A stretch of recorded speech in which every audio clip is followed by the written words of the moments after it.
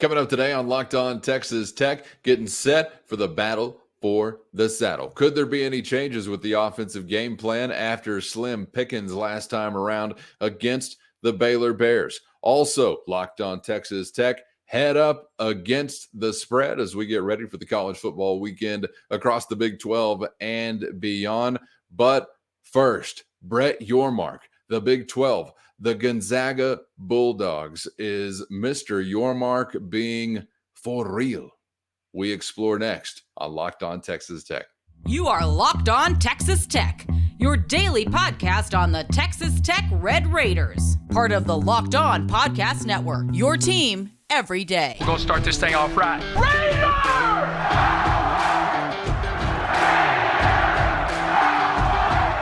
Everything runs through Lubbock. Thanks for joining us once again on Locked On Texas Tech, part of the Locked On Podcast Network, where it's your team every day on YouTube or anywhere you get podcasts. Subscribe if you haven't so far. He's the only Chris Level. I'm Casey Cowan, and today's episode brought to you by Underdog. Sign up on UnderdogFantasy.com with the promo code Locked On and get your first deposit doubled up to $100. That's at UnderdogFantasy.com.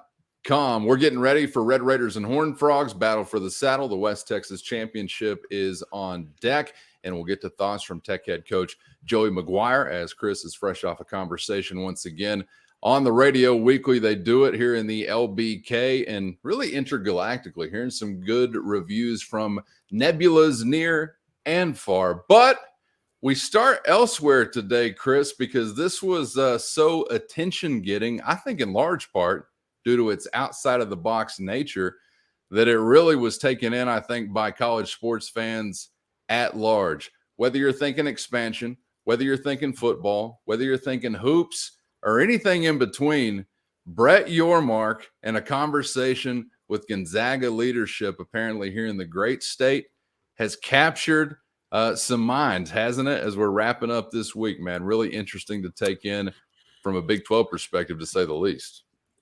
Yeah, it got my mind really racing because I had so many questions. And I believe, Casey, in the original story, it even indicates, hey, Gonzaga's talked to the Pac-12, Gonzaga's talked to the Big East, and yet there weren't really big stories ever reported on about that. That was just kind of buried in the story about them talking to the Big 12, which I thought was just interesting. So it makes you wonder who wanted it out there, who was right. I'm trained to kind of wonder, okay, why is this being reported, the timing of it, and all these different things. Do you have any guesses? Because it reminds me of how I used to announce like my homecoming date. Well, I also talked to these others, but I wasn't as interested in the one that maybe answered the phone. Well, and you're starting to hear a few things about, the Pac-12 talking to San Diego State. I think the Big 12 wouldn't rule out like a San Diego State type scenario either. I would just tell you that. I think this is You heard that right here on Locked On Texas Tech from a former Fox Sports president. Bob Thompson brought up San Diego State in relation to the Pac-12, and I didn't think it was just totally off the cuff, brainstorming on the spot type of mention. It's a market. It is something that there's some success there. It's geographically makes sense if you're going to kind of start to go west there, that they would do it. It's not like a hard sell, I think. So I don't know if there's some race to add San Diego State, but the Gonzaga thing, and again, I spent I guess nearly almost a week in San Diego this past spring with the Red Raider basketball team, because that's where the first and second round were. You beat Notre Dame for the right to go to the Sweet 16 there in San Diego State's arena right there on campus. And so, but the Gonzaga thing it's interesting because San Diego State's more of a traditional ad. They've got a football team that Brady Hoke's been there for 8 or 9 years. Basketball has been pretty dadgum relevant in recent years. Gonzaga extremely relevant at basketball. No football though. And, baseball, again, is relevant for Gonzaga. I think they'll actually be in Lubbock, Texas, I think, playing the Red Raiders this year, ironically enough. And I think there were some games played between the Red Raiders and Gonzaga Bulldogs on the diamond last season as well. But that's Spokane, Washington's a long ways off, and you don't have football. So I'm kind of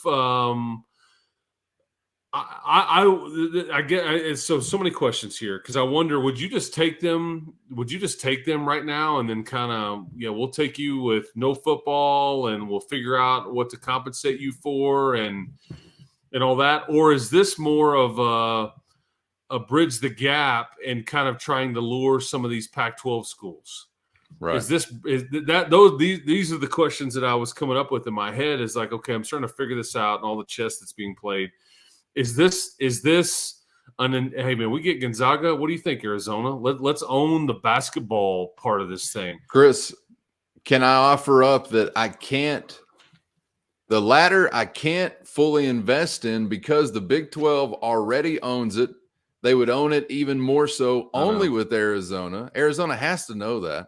Yeah. And so that I agree. That's similar to what I'm asking myself, but I'm investing more in that former scenario that maybe you're just thinking outside of the box. I mean, there are other things that will be an effect of it if it were to come to pass, obviously. But does that make sense what I'm saying about the basketball footprint? I just feel like Arizona. You already are the best basketball league. I think Houston is probably, at least lately, they've been a better version than Texas. Oklahoma's really down. And so Cincinnati, it hasn't been bad at all. They've been pretty good. There's been some history there with Cincinnati that's been really good basketball-wise. So that's what I'm confused about because if I'm just being honest, and I'm a basketball guy, man, I love it. I think that's what – I mean, I thoroughly enjoy it. I love the football too. I just understand basketball doesn't move the needle, man. It doesn't move the needle when it comes to – these TV contracts and TV deals. So I'm just trying to think what is big picture here for Brett Yormark? What makes sense here? And Gonzaga, I mean, call it what it is, that they are really only known for basketball and they're known for not winning the whole thing.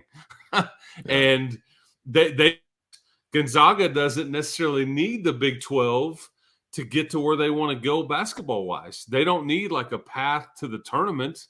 They've got you would make the argument they've got a much easier path now in the West Coast Conference with just basically St. Mary's, and they've been partnered up with BYU and at times as well. So I just wonder how much is really here, and really what's the end game here? Like, because you're just going to add Gonzaga, and that would be it, and then as what? And that's a lot of travel, man. And only really BYU is a close, proximity-wise opponent. I mean, so I don't know. I'm confused. I'm curious. I just wonder what the end game there would be. Now, if you start adding other West Coast schools and you're looking to balloon this thing up a bit, and there's the Pac-12 schools. Now it does make sense, but only as a kind of a basketball-only member. It still doesn't ultimately move and I'd love to know the language in these contracts about adding members because it's in ESPN's. We reported on that. It's not in Fox's, but all those networks are mostly worried about is the football component. So that's the part that I'm just kind of – I don't really know. I'm confused. But like I said – I'm probably more curious than I am confused. I just wonder where we're going here or what they talked about. Bob Thompson, again, to go back to that conversation, gave some number that I could hang on to because you always do hear basketball means nothing. He says maybe 35% of the impact can be in a basketball category as far as appeal from a network. The Big 12's got to be above average, so we already know that as is. Long-term for Gonzaga, I'm so skeptical, and I've been a long-term Zag skeptic anyway. The West Coast Conference is your friend, Gonzaga. Never leave there. I'm going Billy Madison and grabbing them by their fat West Coast Conference cheeks. You're insane if you want to leave there. First off, I know what the monetary payout would be, even as a partial member versus the Big 12 compared to West Coast Conference payouts, but your program will never be the same. Bob Huggins echoed as much to wrap up the week, saying they've been in for a rude awakening, to paraphrase. Maybe that's what I'm saying. That's the way I'm feeling. And I believe, Chris, that if I had to roll dice right here and call which way it's going, I think it's TMZ to wrap up the week. We're going to get something out that says, yeah, they came down here to talk to us, and that's because they like us better than people they'd talked to previously, which was the Pac-12, by the way, and was whoever, make up whatever, Big East, whoever. Also a now fellow Fox television basketball contract comrade. Is there any elbow in there at the table to say, they don't like you either, Big East?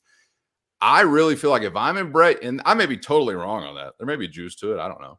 But that's, if I had to bet right now, that's the way I'd go. And I'm not sure it's a bad idea. I mean, you're talking about the Big 12 and like some outside the box thinking rolling into a weekend otherwise where you wouldn't be talking about the Big 12. But I think long-term, if I'm Brett Yormark, if I'm somebody that has the Big 12's best interests in mind, I'm very skeptical of this.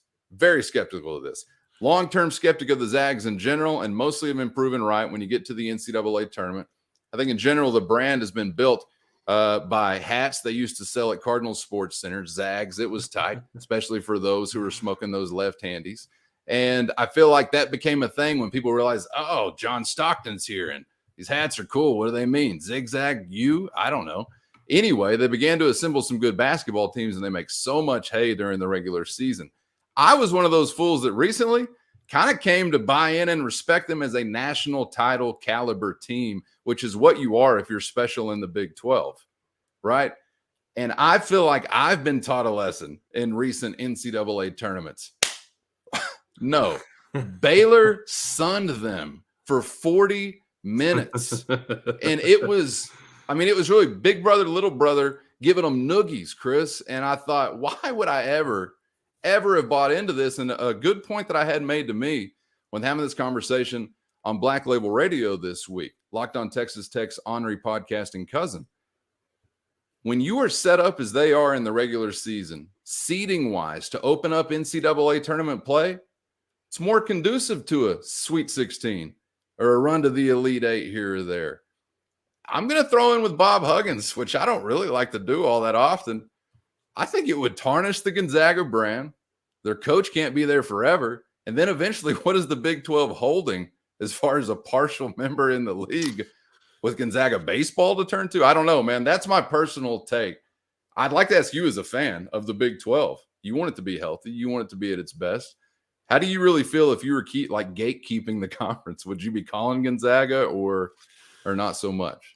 What's funny is I've spent a lot of time around Adam Morrison and their play-by-play guy over the last several years in basketball circles, because we spent 2 nights around them in Anaheim. I was around them in Phoenix last year, and then they just so happened they get sent to San Francisco last year, and they lose to Arkansas. The Red Raiders lose to Duke. So I've watched Gonzaga up close a lot. And have been around, their color analyst, Adam Morrison, with his fancy mustache. Super nice guy, by the way. Look, would it make your basketball league much better and more high profile? No doubt. They are a brand. It resonates. I don't know what all else comes with it. I can only imagine if Gonzaga is interested in something like this, that maybe finances aren't great, up in Spokane, Washington, and they are trying to figure out how to take this brand and get more money for it. Because while the getting's good, because and when you think about it, I mean, in November and December, they play a murderer's row, man. I mean, they play everybody under the sun. There's going to be Michigan State, Carolina, Duke, you name it. They're going to be in the middle of all these non-conference games that are high profile. They have to, just because their conference is so down and weak. And St. Mary's is legit. St. Mary's is a team it's a pain in the ass to deal with in the NCAA tournament. And they may get Gonzaga every once in a while, but that's just one team of I don't know off the top of my head how many, it's not 18 rounds in the Big 12, Chris. No. You see it. You're going to be all over it in the next few months. I mean, it's hard to compare that. Yeah. I just, if they weren't so far off, and I hate to play the geography card, but there's got to be more dots. There's got to be more dots that are closer that you can connect where it makes some sense, because West Virginia is not that far away, and it's brutal on speaking of Bob Huggins and those, for how much travel they have, because everything's a road trip. Any road trip they make is long. And like the Red Raiders go to Stillwater and Waco and Fort Worth and now Houston, and like these 45-minute flights. So I don't know, man. But it got my wheels spinning a bit. I'm very curious. I'm confused. But the last thing I will say before I wrap up my thoughts on this subject is, here's what I like the most about it. Okay, you got a commissioner, man, that is checking under every rock. Yeah, he is. We've never heard of this connection. If Bob Bowlesby would have done this, we would have been like, oh my gosh, this is, but now it just seems like this is business as usual, because this dude is trying to think. He's trying to figure out. He's trying to put things together. He's trying to see what's best. He's thinking short term. He's thinking long term. So that's why I'm kind of curious, but I just, as a standalone, that would be an interesting one for me. I just don't know what comes with that. Do you barely pay them any money? Is that more than what they were making? What's the scheduling look like? I mean, is it baseball too? Is it just hoops only? I don't know. But I think I would be willing to bet everything's on the table as far as these conversations. And maybe it's, hey, let's talk about something, and what do you see 5 years from now? What do you think? Where do you see Gonzaga going? I mean, maybe it's way off in the distance, but it was reported for a reason. I know that. I just don't know why. No doubt. You can take that part to the bank. There's no question it was intentional. To whose benefit or what angles benefit, still left to be found out. And yeah, laughable to think about what the Bob Bowlesby era would have looked like in this situation. He'd have been bringing us a partial membership for UC Santa Barbara softball because Chris Del Conte told him to. I mean, you can only imagine what he might have brought to the table if nothing but a soup bone just to leave us that the dog had already gnawed on. Good night. Hey, we've said this before on the show. I'm here for the show. Is he bluffing? Is he holding? I don't know. But I'll tell you what, a little more stock in the tank after a television agreement comes to fruition, right? I mean, this is the next thing that's been interesting. And so I kind of want to take him a little more so like, yeah, I don't know. He might be kind of serious. And I would tell you, man, you could do a lot worse than the San Diego market too. If I haven't thought about that, I don't know if people would go, yeah, man, we got to grab them up. I don't know. But if they're, I mean, I'm not opposed to San Diego. I mean, I want to not be opposed to it, but I caught a terrible, terrible virus. Some type of head cold at the San Diego Zoo. Tech Arizona State Holiday Bowl trip. Probably it's probably monkeypox if it was at the San Diego Zoo or something. I don't even think you know how mean you're being with that reference. It was definitely not monkeypox. I can absolutely guarantee that. That was way before that was the thing and before I was questioning anything in my personal life. So that was a totally different era, Chris. But I did have to yell someone at that point at the San Diego Zoo. Humans, Homo sapiens, get a cage. They're acting worse than the monkeys. Like these San Diegoans, I don't know if we want to get caught up with them or not. Leave that to the Pac-12. That'll be fun for the Pac-12 to pick up off the ground and try and heal their wounds. He just got lit up by a Gatling gun. Oh, here's triage. Woo, woo. What do they got? San Diego State. Have fun with that. And we'll have fun with Gonzaga. I really don't know what the future is going to hold, but I'm just acting brave right now, as we all will, as we tackle Locked On Texas Tech against the spread. Put on a brave face, Chris. It's next on Locked On Texas Tech. But first, Underdog Fantasy is the name. Spicing up your college football weekend is the game. Their focus is you, as in making your game day experience top notch. Keeping track of the Red Raiders on Saturday and also with what you got going on in the fantasy realm. And with Underdog Fantasy, all it takes is one game to win cold, hard cash. So sign up today with the promo code Locked On. And Underdog is going to double your first deposit up to $100. So deposit $100, get $100 back for free. Go to UnderdogFantasy.com or find the Underdog Fantasy app in the App Store or the Google Play Store. And again, that's promo code Locked On at UnderdogFantasy.com. The promo code is Locked On. Spice up your college football weekend now and get in on the college football pick'em today at UnderdogFantasy.com. Thanks for joining us on Locked On at Texas Tech on the Locked On Podcast Network, where it's your team every day with Chris Level. I'm Casey Cowan, Locked On Texas Tech against the spread. We're getting into next and back to the Red Raiders and Horned Frogs, the West Texas Championship. Before we're out of here, we'll get to some thoughts from Chris's conversation with Texas Tech head coach Joey McGuire on the way. And, of course, thinking about some of those ways that maybe the Red Raiders can pull off the improbable as they head to Fort Worth. But Chris, you and I were above the 500 mark, 4-2, though we both get there in different ways last time around. The biggest game of the weekend before we get to the Big 12 Conference, Volunteers, Bulldogs. If you're a college football fan, you got to love it. But who you liking here?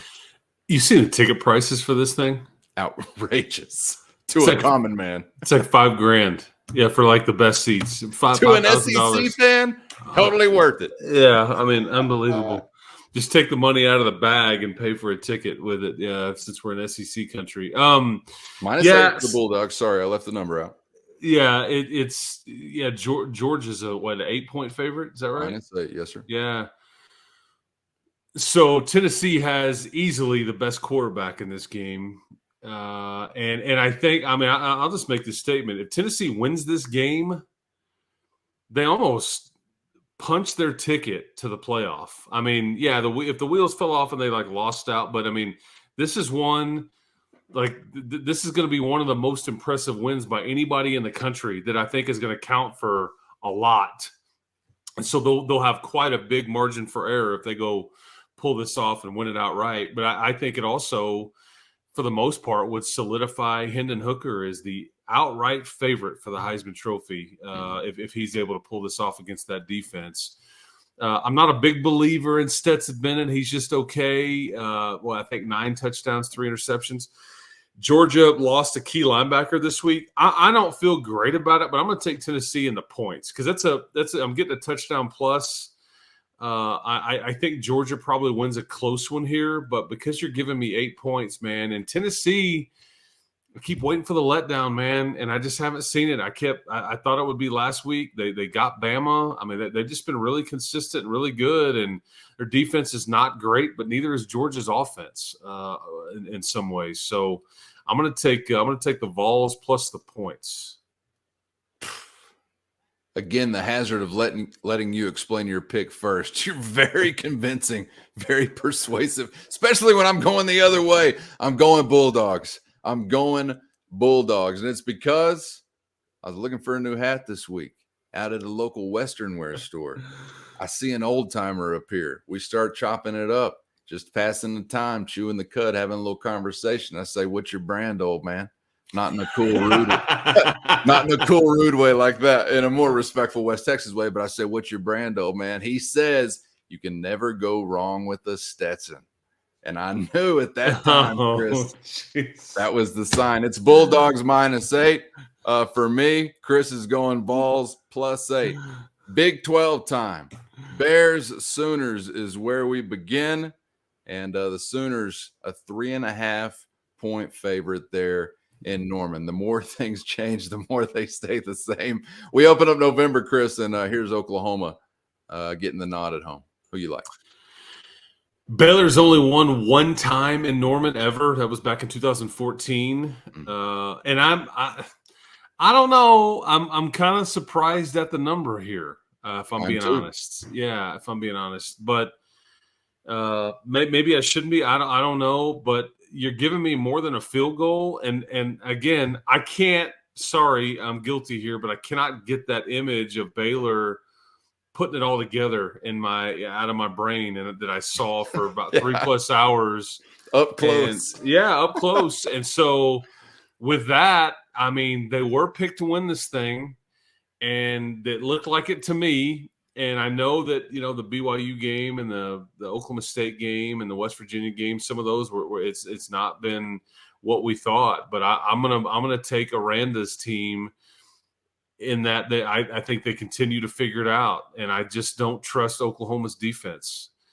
So and if I don't think Baylor has to score a ton of points in this game to go win it. So I'm getting the 3.5 points. Is that right? Is that what we decided? That's right, 3.5. Yeah, then I'll take 3.5, man. I'm big on these road dogs. I'm hating myself for wanting to go this way, but you got to go. I'm blaming my recency bias. But you're in the same stadium I was, and you're still riding with. I got to go Bears. I got to go Bears. You cannot trust these Sooners. And Aranda, Venables, I got to go Aranda. I got to go Bears here, and I don't even like the pick. I mean, it's just I'm going to probably learn a hard lesson here, but hey, we'll learn it together. So our misery will enjoy each other's company if it goes that way. We're both going Baylor on that one, plus 3.5. Kansas, Oklahoma State. I got Jayhawks -1 as they host the Cowboys, coming off a humbling, as they say in Spade.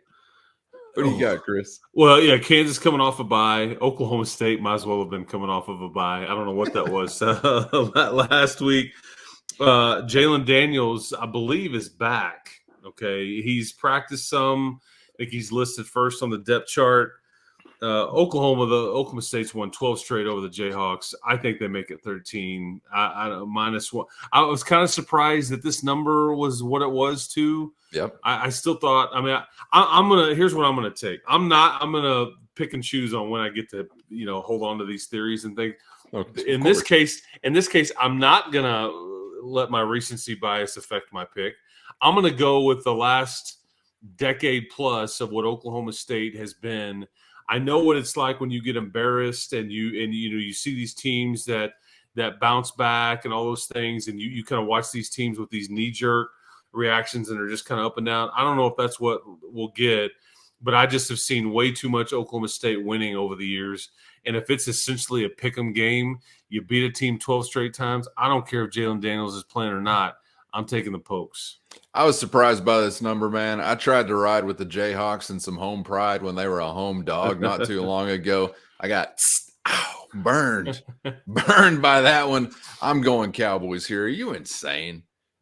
Mike Gundy are you insane? He's right in the middle of these guys all week long. 48-0. I expect Kansas to be made an example out of. Credit to the Jayhawks if it's anything other than that. But yeah. We're going to be simpatico on that one. West Virginia and Iowa State, Chris, as the Cyclones, a touchdown favorite in Ames. This is the 9th and 10th place teams in the league. They're both 3 and 5. They're not very good. I don't know if West Virginia will actually have a true healthy running back in this game. C.J. Donaldson out for the year, and then Tony Mathis has still been dinged up.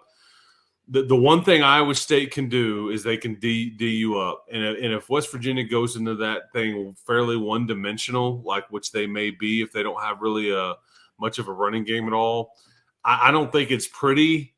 But and I'm a bit uncomfortable, though. We deciding on Iowa State -7. Is that what you see? Yep. Yeah. I wish it wasn't that high. Okay, I wish it wasn't. Yeah. I wish it was around the 3.5, 4. Well, they score 7. I know. Yeah, they don't score much. Yeah. But I'm going to bet on that Iowa State defense at home and that longer grass, that natural grass that they grow out, maybe a little chilly and no running game for West Virginia. So I'll take Matt Campbell's boys in an ugly one. Everyone in America thinking about this game has to feel the exact same way as you just described, because no one is even going to probably put a whole lot on Iowa State scoring 7 points on the day, no. much less to win the game by 7. But there's no choice. You got a team with a defense, and you've got a team with a whole lot of nothing. And I know that obviously that defense hasn't paired with anything offensively that's led to a good season, but I still am taking Matt Campbell, HC versus HC, with all due respect to Neil Brown on most days. And I'm taking defense over nothing or defense over most things on most days as well. I can't. Is this going to be a 6-3 game, Chris? Well, you and I you are know going to what? get burned by this stove. That's right what, now. and I think it absolutely has to be a chance to be a 13-10, 13-6, 20-6. I don't. It's going to be like one of those ugly, like just Big Ten type scores, man. I think you're dead on. You just hope that if you're taking the clones that you have a few more points. Yeah. Got to go Iowa State on this one. So we're both riding with the Cyclones. And then Texas, K-State, the nightcap there is the Longhorns, a 2.5-point favorite on the road. You've been touching that stove a couple of times this season, Chris. Which way are you going with the Longhorns and Purple Wildcats? I was a bit surprised at this number, just because Kansas State, last time we saw them, pretty good. UT's coming off of a bye. Yeah, that's right. I don't know if Kansas State knows who their quarterback will be in this game. It's either going to be Will Howard, Adrian Martinez, not sure who. And I think that Texas has been really bad in Manhattan. However, the last time they were there 2 years ago, I think they won like 69-31. But I'm going with just what I'm used to seeing with Kansas State. And if you're giving me points and they're at home, that's just too hard for me to turn down, and this may not be pretty. Texas, here's what I'll say. I'm going to take Kansas State and I'm going to get 2.5 points. Is that what we're saying? Is it 2.5? 2.5, yep. 2.5, yeah. I'm going to say that. However, I will just throw this out there. If Texas wins this game by like 21 points or more or something, I don't think any of us should be shocked. That's kind of the league that we're seeing now when you can't make sense of any of it, So to see Kansas State one way 1 week, and maybe they have their Texas Tech Baylor game this week. Who the heck knows? But as far as the pick goes, I'll take the Wildcats plus 2.5. Thank God we can finish on something divisive, because clearly I love it. You're taking your beloved Horns, are you? No. Oh wait, never mind. I was getting so excited for you to take Texas, I didn't even hear what you said at the end. Oh, I took Kansas State plus. That's why I have to go review the picks instead of just taking it live. Yes, okay, yes. Never mind. We're in total agreement, which is also fun because I like to be in agreement with Chris. He's a smart guy. No, you got to go culture over vultures here in this matchup, and I'm going K-State all the way. I'm sure that Texas, Quinn Ewers and the boys will enjoy packing and for the trip, and their new they got some Gucci handbags or purses they took pictures of and put it on Twitter earlier in the season. So that'll help satisfy them on the ride home after they go down once again. Okay, we'll see how it shakes out. We're both 4-2 last week. That is, well, according to Lou Brown, a winning streak. Just depends on which way you tally them up. I tallied the 2 losses up first. That means we won 4 in a row. R.I.P. Lou Brown. And that's a great character, Lou Brown. Let's wrap it up here, man. Jacking it up a little. We're going to talk battle for the saddle. West Texas Championship, Texas Tech and Texas Christian. Thoughts on deck next on Locked On Texas Tech. Also, when it comes to our friends at Flatlands Grain, there's no job too big, too small this harvest season. Whether it is one truckload, thousands of bushels, your grain storage needs ready to be met with our friends at Flatlands Grain. They're in Hale Center, Texas, America, 30 quick and convenient minutes north of the LBK. Give them a call today at 806-839-2522 or visit online at flatlandsgrain.com. Whether it's market experience, crop analysis, or just keeping your animals fed, the Red Raiders at Flatlands Grain taking pride in what they can do for the farming and ranching families of the high plains of Texas this harvest season and throughout the year. So experience the difference now at Flatlands Grain. Again, give them a holler at 806-839-2522. Go see them in Hale Center or online at flatlandsgrain.com.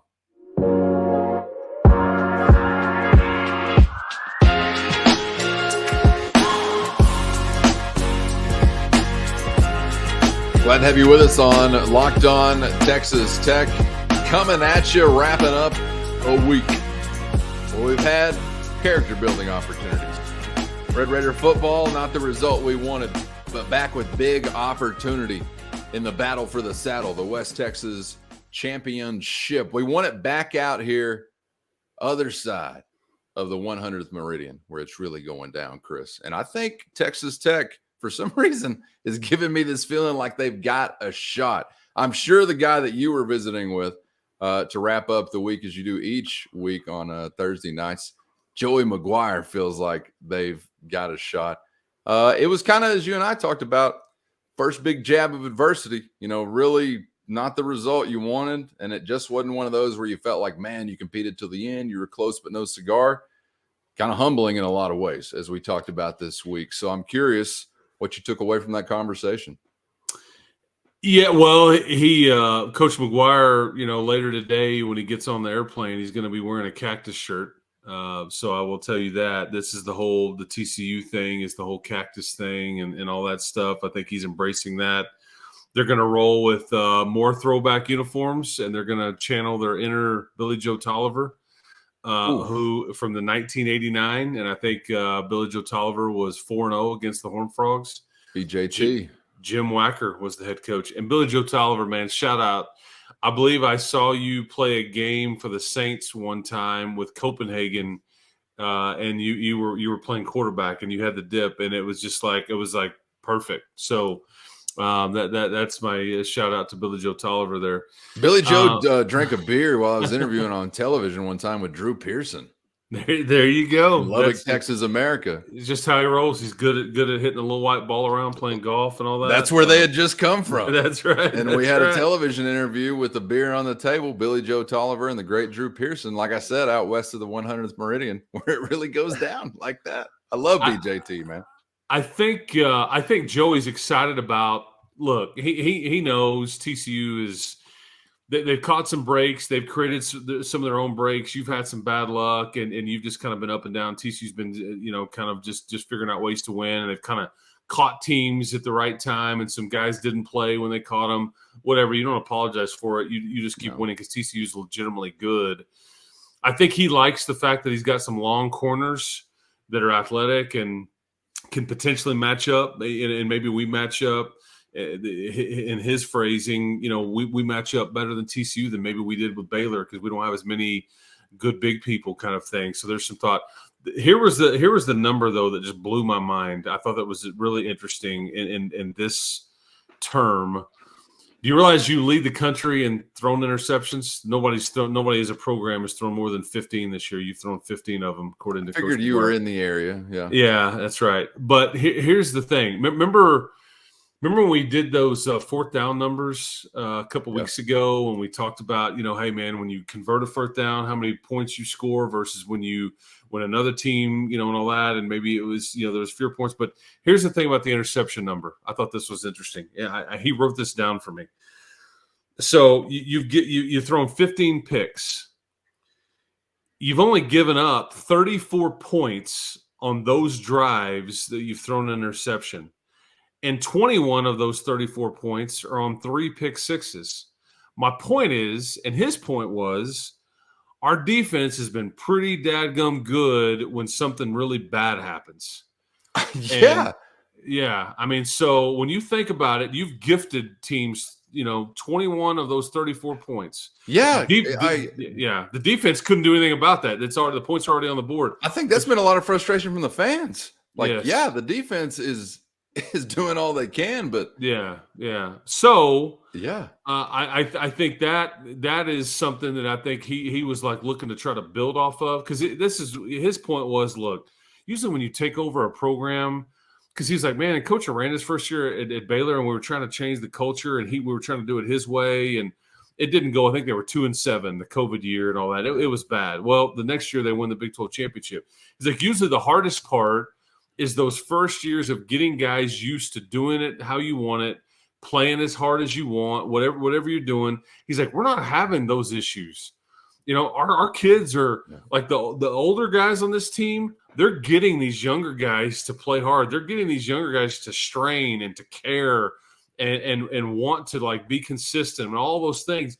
He goes, we just simply have to quit throwing it to the other team, and it's just as simple as that. So you think if you just show up in Fort Worth and you just play it straight up, that if you just don't gift them 4 or 5 extra possessions, you'd like to kind of see what it looks like. I mean, so, and heaven forbid you get a couple of takeaways, as well. So that's what he liked the matchup. Feels like it, just team wise, you match up pretty good, and just got to figure out a way to indicated that Barron would start. He made no bones about that. Indicated that Donovan has looked the best that he's looked really since August, and that he's going to do some different things in there too. But that's kind of where it stops. I know he didn't really say a whole lot about Tyler Shuck and all that. So you're going to go potentially with the 2 younger guys, but Barron would start, and it would be his game and all that. So with that, Chris, when I hear that, I'm just asking myself, like, we know what kind of team you are at this point, which is a team that gives the football away a lot via the quarterbacks. And I hope that there is a big change from Donovan Smith to Barron Morton. The verdict is in. The jury is no longer out. Donovan Smith turns the football over as a passer. Barron Morton has had some rough moments. Is he also a guy that's prone to turnovers? I'm not willing to make that call just yet. I think the jury is still out.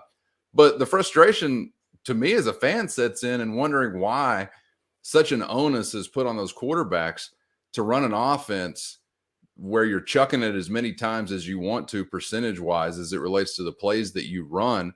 And then we're still surprised by, like, well, I just can't believe we're not having success when we're throwing it this many times, or this percentage of the plays that we have available to run with quarterbacks that either are freshmen or a guy that's prone to turnovers. So I know we're getting close to the end of the year, and like, you don't want some big philosophy change or game plan change, but do you think we ever see that change, or is it just like either they're going to get it or we're going down in a hell of gunfire? I think it's your only not getting it. I think it's your only chance. This is the only way you can be competitive right now offensively, because I think if you try to run it consistently and you just say, look, we're gonna your offensive line's just not. You can't do that. I just don't. I think TCU's gonna and we'll see what they do. I can't say for sure. TCU has basically here's the way TCU is set up, and they've kind of morphed this way as the season's gone along, and they figured out who they are. They can outscore almost anybody, and they have done so. So TCU's defense, it's kind of like the whole Iowa State thing. They just sit back and they just try to keep everything in front of them, and they want you to kind of drive down the field because, one, you're going to screw it up. You're going to commit a penalty, commit a turnover or whatever, and we just don't want to give up a big old giant play. So they're going to kind of dare you to run the football, in my opinion. I mean, they're going to take them up on it. Yeah, and what do we have to lose at this point is what I'm wondering. Yeah, you may try. The problem is if you get behind, which you can easily get behind against TCU, is there's such a quick strike kind of team. That's where you get like, what I would like. Now? I guess I would like for us to first get behind before we go into emergency chuck it every time offense. Yeah, because I still want to roll the dice with our defense having some resistance, providing some. I don't know, but I still sit there and think about. And I could be totally wrong on this, but if I had a gun to my head and they said, who are the best offensive players you got on your team? It's 2 running backs. Right now for me, it's 2 running backs. And I know they don't make a hill of beans if you got no offensive line or you got all this other stuff. But I'm almost thinking, at what point do you give these guys a chance just to eat? Because that kind of, you can put me in the grave with this philosophy. Bury me in my blue jeans in Lubbock next to Mac Davis saying offensive linemen would rather go forward than backwards. And if they stink going backwards, well, how much worse could they be trying to go forwards, especially when I feel like the ball carriers are the 2 most individually capable guys I think you have. But, Chris, to me, turnover column number 1, but this game is about what your defense is going to do against Max Duggan. I don't find any way to get around it. Yeah. If you're turning it over as an offense, you will not be in this game. But when you get past that part of the conversation, I want to see Tyree Wilson, Krishawn Merriweather, Tony Bradford, and company. Those guys in the secondary you mentioned earlier in the week, Rashad Williams, Malik Dunlap. Can you stand up against what has been the flashiest show in the Big 12 Conference? Here's where the lights are going to be bright, right? And this is where Tech has been the best. So I'm excited about this opportunity to prove themselves in their biggest way. That's why yesterday's show, titled as Tech's Biggest Defensive Opportunity, is awaiting them, basically, because, hey, this is going to mean something if you have success here. And I asked you this question early in the season. Can I buy in or am I preparing to be hurt again? Well, the defense really hadn't hurt me yet. So I'm excited about their chances this week. And maybe something will be discovered here that you didn't have previously on the offensive side of the football, because it's just going to be a bonus after last week. Last week was a nightmare offensively. I mean, how much worse could it get, right? Right. So, yeah. I mean, and at some point, your defense needs to help you or just flat out win a game for you. I mean, at some point, you just can't keep relying on a bunch of young kids on offense when you just like, okay, we're going to be able to get some yards and score some points. But at some point, your defense is going to have to score some points for you, create some takeaways, or make a play inside.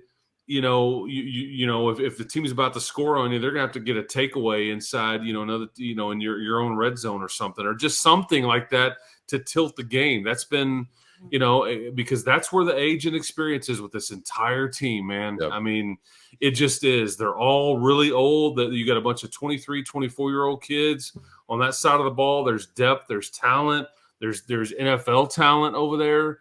And maybe we're asking for too much. I don't know. But at some point, you just can't lean on an offense to keep like scoring and scoring and scoring, because I just don't know if – and again, we know this. You're just inconsistent, and there's nobody you can hang your hat on over there, And I even think, with Taj and Saradrick, as good as they have been at times, there's been times where they just haven't been effective either. But when they're rolling, we love them. But – they're not good enough to carry it, and lead you to victory per se. But I don't know. I just hope that you show up. I hope Barron's mind is right. I hope his head's clear.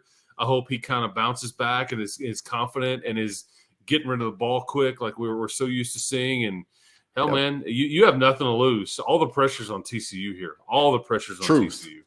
Truth. That is the reality. Man, so much good stuff this week. Appreciate all the perspectives and just on this episode covering a wide range, but it's been an action-packed week, man. Did you ever know growing up, like how well-versed you were going to be on television contract negotiation just to be a college sports fan? Yeah. Never would have expected we've all learned together, buddy. I mean, that is, yeah, you're right. We've all learned together. Man, looking forward to whatever's going down in Fort Worth. Should be a great environment, and I'm sure provided mostly by those in the red and black. Maybe somebody in purple will wander away from the concourse at some point in time while the sun is still up. But nonetheless, should be a lot of fun. And maybe Texas Tech can pull off something interesting. As we touched on there, nothing to lose, obviously, for the Red Raiders. Chris will be on the sideline, of course, for the call. And we'll be recapping the action with the morning after report coming up on Sunday. So be sure to subscribe on YouTube so you don't miss any episodes when they hit. And we got basketball coming up to kick off next week. So we're back in a basketball conversation. I think Chris is going to shed his Bob Thompson costume or vice versa for the next time around. We're talking hoops. So be on the lookout. Subscribe so you miss no episodes, because the fur is about to be flying for real as it relates to Locked On Texas Tech content. It's the best time of the year, man. I love this time of year every time it comes around. Oh, man. Sports, holidays, more sports, multiple sports. I mean, yeah, day sports. I mean, yeah. Sign me up, man. It's all, you're about to just pour it all over you, man. Almost. Please subscribe.